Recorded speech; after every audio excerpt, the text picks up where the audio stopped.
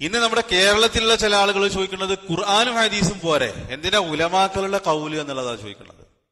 അത് ചോദിക്കുന്നതിന് പിന്നിൽ അവർക്ക് പല ലക്ഷ്യങ്ങളും ഉണ്ട്. നേരത്തെ പറഞ്ഞതുപോലെ അവർക്ക് അവരുടെ ബുദ്ധിക്ക് യോജിക്കാത്ത ഹദീസുകളെ നിഷേധിക്കണം, തള്ളണം. അപ്പൊ ഇവരെന്ത് ചെയ്യും? ഖുർആനും ഹദീസും പോരെ, എന്തിനാ പണ്ഡിതന്മാരുടെ കൗല്? ഈ ഒരു ഒസ്വാസ്, ഈ ഒരു ശുബ്ഹാത്തുകൾ ഇന്ന് ആളുകൾക്കിടയിൽ ചില ആളുകൾ വ്യാപകമായി പ്രചരിപ്പിച്ചുകൊണ്ടിരിക്കുന്നുണ്ട്. ഇതിനാണ് ഉലമാക്കളെ പിന്നാലെ പോകുന്നതെന്നുള്ളതാണ്.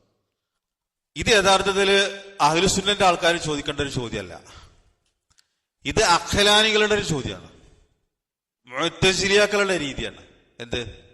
എന്തിനാണ് പണ്ഡിതന്മാരുടെ കൗലുകൾ സ്വീകരിക്കുന്നത്? ഖുർആനും സുന്നത്തും പോരെ. ഇതെന്തിനാ അറിയോ? ആദ്യം ഇവർക്ക് മൻഹജിനെ നിഷേധിക്കണം. എന്താണ് മൻഹജ് എന്ന് ചോദിച്ച ആൾക്കാരാണ് ഇവർ. രണ്ടാമത് പ്രമാണങ്ങളെ അവരുടെ ബുദ്ധിക്കും യുക്തിക്കും അനുസരിച്ചിട്ട് വ്യാഖ്യാനിക്കണമെങ്കിൽ എന്ത് വേണം? ആളുകൾക്കിടയിൽ ഇങ്ങനെ ഒരു തെറ്റായ ചിന്താഗതി ഉണ്ടാകണം. എന്തിനാ പണ്ഡിതന്മാരുടെ കൗലുകൾ സ്വീകരിക്കുന്നത്?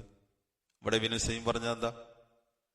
കേരളത്തിലുള്ള നമ്മുടെ ചില ആളുകൾ നമ്മളോട് ചോദിക്കുകയാണ്, ഞങ്ങൾ മുജാഹിദുകളാണ് എന്ന് അവകാശപ്പെടുന്ന ചില ആളുകൾ, എന്തിനാണ് പണ്ഡിതന്മാരുടെ കൗലുകൾ സ്വീകരിക്കുന്നത്? ഇന്ന് ഷെയ്ഖ് റംസാൻ അൽ ഹാജിരി ഹഫിളഹുല്ലാ അദ്ദേഹം ചോദിച്ചു, ഈ ആളുകളോട് ഷെയ്ഖ് ഫൗസാൻ ആരാണെന്ന് ചോദിച്ചാൽ അവർക്ക് അറിയില്ല. ഇന്ന് ലോകത്ത് ജീവിച്ചിരിക്കുന്ന കിവാറുകളെ സംബന്ധിച്ച് ചോദിച്ചാൽ അവരൊക്കെ ആരാ എന്നുള്ളത് ചോദിക്കുന്ന ആൾക്കാരായിരിക്കും അവര്. എന്നിട്ട് അദ്ദേഹം ഇബ്നു മസ്ഊദ് റളിയല്ലാഹു അൻഹുവിന്റെ ഒരു കൗല്, ഒരു അസറെടുത്ത് അദ്ദേഹം ഉദ്ധരിച്ചിട്ടുണ്ട്. നിങ്ങൾ ഖൈറിലാകണമെങ്കിൽ കിബാറുകളെ മുറുകെ പിടിക്കണം. അദ്ദേഹം അതെടുത്ത് ഉദ്ധരിച്ചു അദ്ദേഹത്തിന്റെ ദർസിൽ. കിബാറുകളെ, നിങ്ങളുടെ കൂട്ടത്തിൽപ്പെട്ട കിബാറുകളായ ഉലമാക്കളെ മുറുകെ പിടിക്കുന്ന കാലത്തോളം നിങ്ങൾ ഖൈറിലായിരിക്കും. ഇബ്നു മസ്ഊദ് റളിയല്ലാഹു അൻഹു വന്നിട്ടുള്ള ഒരു അസറാണത്. ഈ പറഞ്ഞതിന്റെ അർത്ഥം ഉലമാക്കൾ എന്ത് പറഞ്ഞാലും സ്വീകരിക്കണം എന്നുള്ളതാണ്. അങ്ങനെ ആരും വ്യാഖ്യാനിക്കാനും പോകണ്ട. ഉലമാക്കള് ദലീലിന്റെ അടിസ്ഥാനത്തിൽ പറഞ്ഞത് നമ്മൾ സ്വീകരിക്കും. മനസ്സിലാണ്ടല്ലോ? ദലീലിന്റെ അടിസ്ഥാനത്തിൽ പറഞ്ഞത് നമ്മൾ സ്വീകരിക്കും. എന്നാൽ ഇവിടെ ഒരു മൻഹജ് എന്ന് പറഞ്ഞിട്ടൊരു സാധനമുണ്ട്. അതെന്താ? ഖുർആനും ഹദീസും. അത് സ്വഹാബത്ത് മനസ്സിലാക്കിയതുപോലെ മനസ്സിലാക്കണം. അതാണ് നമ്മുടെ മൻഹജ്, മൻഹജു സലഫ്. അതിനെതിരായിട്ടുള്ള വേറെ ഖൗല് കൊണ്ടുവരരുത്. നമ്മുടെ സലഫുകൾ കൊണ്ടുവന്നതിന് എതിരായിട്ട്. എത്രത്തോളം എന്ന് ചോദിച്ചാൽ, സുഫിയാൻ സൗരി റഹ്മത്തുള്ളാഹി അലൈഹി അദ്ദേഹത്തിൽ നിന്നുള്ള ഒരു അസറിൽ കാണാൻ സാധിക്കും, നീ നിന്റെ തല ചൊറിയുകയാണെങ്കിൽ ഒരു അസറില്ലാതെ ചൊറിയരുത്. നിന്റെ തല ചൊറിയുകയാണെങ്കിൽ ഒരു അസറില്ലാതെ തല പോലും ചൊറിയാൻ പാടില്ല. ഈ പറഞ്ഞതിനെ, അദ്ദേഹത്തിന്റെ കൗലിനെ, സുഫിയാൻ സൗരിയുടെ കൗലിനെ അഹ്ലുസുന്നത്തിന്റെ പണ്ഡിതന്മാർ ഒരുപാട് ഫായിദകൾ വിശദീകരിച്ചിട്ടുണ്ട്. ഒരു കാര്യം നമ്മൾ മതത്തിന്റെ ദീനിന്റെ പേരിൽ പറയുന്നുണ്ടെങ്കിൽ എന്ത് വേണം? അത് സലഫുകൾ പറഞ്ഞിട്ടുണ്ടായിരിക്കണം. ആ സലഫുകൾ പറഞ്ഞതിന് യോജിച്ചുകൊണ്ട് അഹ്ലുസുന്നത്തിന്റെ പണ്ഡിതന്മാർ പറഞ്ഞതാണ് നമ്മൾ സ്വീകരിക്കുക. അതങ്ങനെ പറയാൻ പാടുള്ളൂ. അപ്പൊ ഒരു അസറ് കൊണ്ടല്ലാതെ നീ നിന്റെ തല ചൊറിയരുതെന്ന് പറഞ്ഞാൽ എന്താ അർത്ഥം? നീ തല ചൊറിയാണെങ്കിൽ അതിന് തെളിവുണ്ടോ നോക്കണം. സലഫുകൾ ആരെങ്കിലും അങ്ങനെ ചെയ്തിട്ടുണ്ടോ എന്നുള്ളത് നോക്കണം. അത് പറഞ്ഞാൽ അതിന്റെ അർത്ഥം നമ്മളൊരു കാര്യം, എന്ത് കാര്യം ചെയ്യുകയാണെങ്കിലും പറയുകയാണെങ്കിലും ദീനിന്റെ കാര്യത്തിലാണോ, അതിന് മുൻഗാമികൾ അത് പറഞ്ഞിട്ടുണ്ടോ അല്ലേ എന്നുള്ളത് നോക്കണം. ഇതുവരെ പറയുന്നതെന്ന് വെച്ചാൽ വളയല്ലാതെ ചാടാനാണ്. എന്നാൽ എന്ത് ചെയ്യുക? പ്രമാണങ്ങൾ അവരുടെ ഇഷ്ടത്തിനനുസരിച്ചിട്ട് അവർക്ക് വ്യാഖ്യാനിക്കാൻ പറ്റും, ബുദ്ധിക്കനുസരിച്ചിട്ട് വ്യാഖ്യാനിക്കാൻ പറ്റും. അവരുടെ ബുദ്ധിക്ക് യോജിക്കാത്ത ഹദീസുകളെ അവർക്ക് തള്ളാൻ പറ്റും. ഇപ്പൊ ഈശ്വരനെ കുറിച്ച് പറയുന്ന ഹദീസുകളെ പോലെ അതിന്റെ രണ്ട് ചിറകിൽ ഒന്നിൽ ഷിഫുണ്ട്, ഒന്നിൽ രോഗമുണ്ടെന്ന് പറഞ്ഞല്ലോ. അപ്പൊ അത് സയൻസ് കണ്ടുപിടിച്ചിട്ടുണ്ടോ എന്ന് ചോദിക്കുന്ന ആളുകളാണ് നമ്മുടെ നാട്ടിലുള്ളത്. അവര് ഉലമാക്കളുടെ കൗലെന്താ, എന്തിനാ സ്വീകരിക്കണത്, എന്തിനാ അതിന്റെ പിന്നാലെ പോണത് എന്നുള്ളത് ഇവർ ചോദിക്കാനുള്ള കാരണം എന്താ? ഈ പറഞ്ഞിട്ടുള്ള ഹദീസുകളൊക്കെ അവർക്ക് തള്ളണം. പറഞ്ഞിട്ടുള്ള ഒരുപാട് നബി സല്ലല്ലാഹു അലൈഹി വസല്ലമക്ക് സിഹിർ ബാധിച്ചെന്ന് പറയുന്ന ഹദീസ്, അത് ഇവരെ സംബന്ധിച്ചിടത്തോളം അത് ഖുർആനെതിരാണെന്നുള്ളതാണ്, അല്ലെങ്കിൽ ബുദ്ധിക്കെതിരാണ്. അപ്പൊ അങ്ങനെ ഇതുമായിട്ട് ബന്ധപ്പെട്ട ഒരുപാട് പ്രശ്നങ്ങളുണ്ട്. അപ്പൊ നമ്മളെ സംബന്ധിച്ചിടത്തോളം പ്രമാണങ്ങളെ നമ്മുടെ ബുദ്ധിക്കും യുക്തിക്കും അനുസരിച്ചിട്ടും വ്യാഖ്യാനിക്കാൻ പറ്റില്ല. അത് സലഫുകൾ എങ്ങനെ വ്യാഖ്യാനിച്ചു അങ്ങനെയാണ് അത് വ്യാഖ്യാനിക്കേണ്ടത്, അങ്ങനെയാണ് അത് മനസ്സിലാക്കേണ്ടത്. അതാണ് മൻഹജു സലഫ് എന്ന് പറയുന്നത്.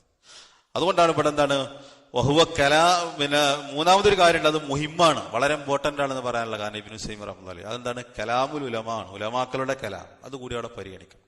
മനസ്സിലാണ്ടല്ലോ? വലിഹാദ കാനൽ ഉലമ അൽ അജില്ല അൽ മുഹക്കിക്കൂൻ. അതുകൊണ്ടാണ് മുഹക്കിക്കീങ്ങളായ പ്രഗത്ഭരായ ഉലമാക്കൾ ഇദാ തറജ്ജഹ ഇൻദഹും ഖൗലുൻ, അവരുടെ അടുത്ത് ഒരു കൗല് കൂടുതൽ സാധ്യത ഉള്ളതാണെങ്കിൽ, അഭിപ്രായ വ്യത്യാസമുള്ള വിഷയം, അതിലൊന്നിലധികം അഭിപ്രായങ്ങൾ ഉണ്ടെങ്കിൽ ഒരു ഖൗലിന് അവർ കൂടുതൽ സാധ്യത കാണുകയാണെങ്കിൽ യഖൂലിന് അവർ പറയും ഇൻ കാന അഹദുൻ ഖാല ബിഹി വ ഇല്ലാ ഫലാ നഖൂലു ബിഹി. അവരിങ്ങനെ പറയാം, അങ്ങനെ ആരെങ്കിലും പറഞ്ഞിട്ടുണ്ടെങ്കിൽ നമ്മളത് സ്വീകരിക്കും, ഇല്ലെങ്കിലോ നമ്മളത് പറയില്ല എന്ന് പറയും. ആ മുൻഗാമികൾ ആരെങ്കിലും പറഞ്ഞിട്ടുണ്ടെങ്കിൽ നമ്മളത് സ്വീകരിക്കും, ഇല്ലെങ്കിലോ അവരുടെ അഭിപ്രായം പറയില്ല എന്നാണ് അവർ പറയാം. എന്നിട്ട് ഉദാഹരണം പറയുന്നുണ്ട്. ഫമസലൻ, ഉദാഹരണം, ഷെയ്ഖുൽ ഇസ്ലാം ഇബ്നു തൈമിയ്യ റഹ്മത്തുള്ളാഹി അലാ ഇൽമിഹി വസഅതി തിലാഹി, അദ്ദേഹത്തിന്റെ അറിവിനെ സംബന്ധിച്ചോ അതിനെ സംബന്ധിച്ച് നമ്മൾ പറയേണ്ടതില്ലല്ലോ. ഇതാ കാല ഖൗലൻ ലാ യഅലമു ലഹു ഖായിലൻ, അദ്ദേഹം ഒരു ഖൗല്, ഒരു വിഷയത്തിൽ അദ്ദേഹം അഭിപ്രായം പറയുകയാണെങ്കിൽ അതാരാണ് പറഞ്ഞത് എന്നുള്ളത് അദ്ദേഹത്തിന് അറിയില്ലെങ്കിൽ അദ്ദേഹം എന്ത് പറയും?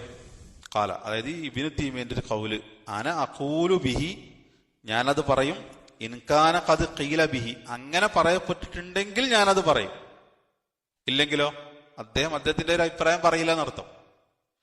ഇതാരാ പറയുന്നത്? ഷെയ്ഖുൽ ഇസ്ലാം ഇബ്നു തൈമിയ്യ പോലും പറയുന്നത് എന്താ? ഇങ്ങനെ ചില വിഷയങ്ങൾ അദ്ദേഹത്തിന്റെ മുന്നിൽ വരുമ്പോ അദ്ദേഹം ആ അഭിപ്രായത്തെ മുന്തിച്ചുകൊണ്ട് പറയുമ്പോൾ അദ്ദേഹം എങ്ങനെ പറയുന്നതാണ്, അങ്ങനെ ആരെങ്കിലും പറഞ്ഞിട്ടുണ്ടെങ്കിൽ നമ്മൾ അത് സ്വീകരിക്കും.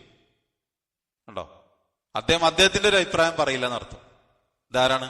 ഷെയ്ഖുൽ ഇസ്ലാം ഇബ്നു തൈമിയ്യ റഹ്മത്തുള്ളാഹി അലൈഹി ആണത്. അതുകൊണ്ടാണ് ഇമാം അഹ്മദ് ബിൻ ഹംബൽ റഹ്മത്തുള്ളാഹി അലൈഹിയുടെ പ്രസിദ്ധമായിട്ടുള്ള ഒരു ഖൗലുണ്ട്. അദ്ദേഹം പറഞ്ഞെന്താ വെച്ചാല്, ഇയ്യാക, നീ സൂക്ഷിക്കണം, അൻ തതകല്ലമ, നീ സംസാരിക്കുന്നതിന്, ഫീ മസ്അലത്തിൻ, ഏതെങ്കിലും ഒരു മസ്അലയിൽ, ലൈസ ലക ഫീഹ ഇമാം, ആ മസ്അലയിൽ നിനക്കൊരു ഇമാമില്ല, ഒരു മുൻഗാമില്ല, ഒരു ഇമാം നിനക്കില്ല ആ വിഷയത്തിൽ. അങ്ങനെയുള്ള ഒരു മസ്അലയിൽ സംസാരിക്കുന്നതിനെ നീ സൂക്ഷിക്കണം. അപ്പൊ നീ പറഞ്ഞൊരു ഖൗല് വേറെ ഒരാളും പറഞ്ഞിട്ടില്ല, നിനക്ക് മുമ്പ് വേറൊരാളും പറഞ്ഞിട്ടില്ല. അങ്ങനെ ഒരു വിഷയമാണ് നീ സംസാരിക്കുന്നതെങ്കിൽ നീ സൂക്ഷിക്കണം. ആരാ പറഞ്ഞത്? ഇമാം അഹ്മദ് ബിൻ ഹംബൽ റഹ്മത്തുള്ളാഹി അലൈഹി. അദ്ദേഹം 4 മദ്ഹബിന്റെ ഇമാമുകളിൽപ്പെട്ട ഒരാളാണ്. അദ്ദേഹമാണ് ഇത് പറയുന്നത്. എന്നിട്ടാണ് ഇവിടെ വേറെ ചില ആൾക്കാർ ചോദിക്കുന്നത്, എന്തിനാ ഉലമാക്കളുടെ പണ്ഡിതന്മാരെ പിന്നാലെ പോകുന്നത് എന്തിനാന്നുള്ളത്. കാരണം അവർക്ക് തോന്നിയമായിരിക്കും അവർക്ക് ദീന് പറയണം, അവർക്ക് പറ്റാത്ത ഹദീസുകളെ തള്ളണം, നിഷേധിക്കണം, ദുർവ്യാഖ്യാനം ചെയ്യണം. അതുകൊണ്ടാണ് അവര് ആ ചോദ്യം ചോദിക്കുന്നത്. അപ്പൊ ഇതാണ് അഹ്ലുസുന്നത്തിലെ പണ്ഡിതന്മാരുടെ രീതി. ഇത് അതുകൊണ്ട് യജിബു അലാ ത്വാലിബിൽ ഇൽമി, ഒരു ത്വാലിബുൽ ഇൽമിനെ സംബന്ധിച്ചിടത്തോളം നിർബന്ധമാണ് അർറുജൂ, മടങ്ങുക എന്നുള്ളത്, ഇലാ കിതാബില്ലാഹി വസുന്നത്തി റസൂലിഹി, ഖുർആനിലേക്ക് മടങ്ങണം, സുന്നത്തിലേക്ക് മടങ്ങണം.